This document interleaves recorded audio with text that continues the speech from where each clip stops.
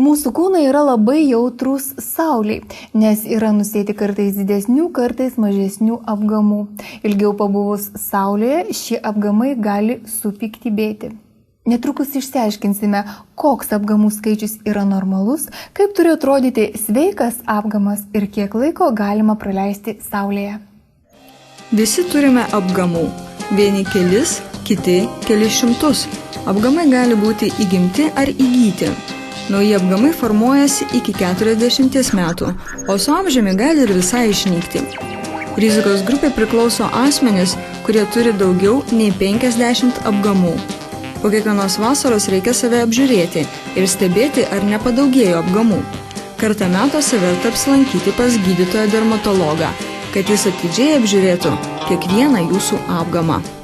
Geras apgamas, tas nepiktybinis apgamas, jis dažniausiai būna šviesiai rusvos spalvos, rudos, gali būti tamsesnis, jis būna taisyklingos formos, gali būti mažesnis, gali būti didesnis, bet lygiais kontūrais, gali būti lygių paviršių arba pakilęs virš odos.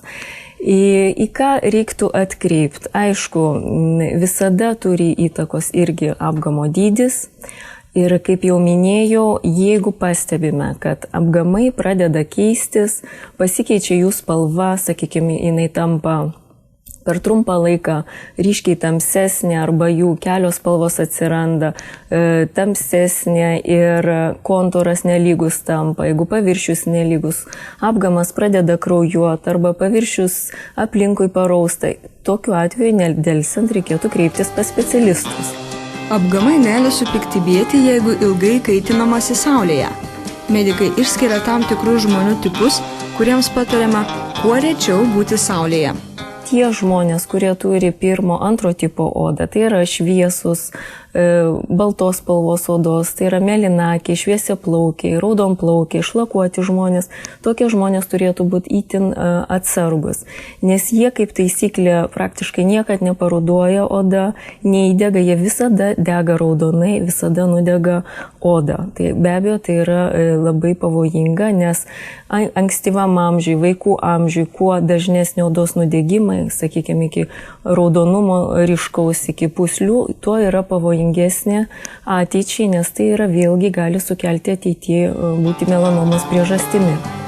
Tačiau vasara ne tik atostogų metas. Vis tiek teks dirbti, būti mieste, vaikščioti lauke. Medikai perspėja, nepraraskite budrumo. Pusvalandis lauke, kur jūs bebūtumėte, turėtų būti toks pat saugus, kaip ir kaitinantis paplūdimyje. Vasaros metu reikėtų nepamiršti, kad spinduliai visgi žalingai veikia odą ir pagal galimybę geriausia saugotis nuo tiesioginių saulės spindulių. Tai visų pirma, skrybėlės, plačiabrylės, nuo saulės akiniai, apsauginiai ir vėlgi rūbai. Jeigu nėra reikalo, tai kūną kuo didesnį plotą dengti šviesiais natūralių pluoštų rūbais. Tas vietas, kurių negalime, sakykime, uždengti, be abejo reikėtų 20 minučių, pusvalandį prieš išeinant į saulę, kad reikėtų pasitepti apsauginiais nuo saulės kremais. Pastaruoju metu sveiki dalykai tampa populiarūs. Populiaru nerūkyti, sveikai maitintis, būti sveiko svorio, o ne perdėtai lieknomis. Ilgainiui europietės turėtų vesti dar vieną naują madą – būti natūraliai, sveikai baltomis.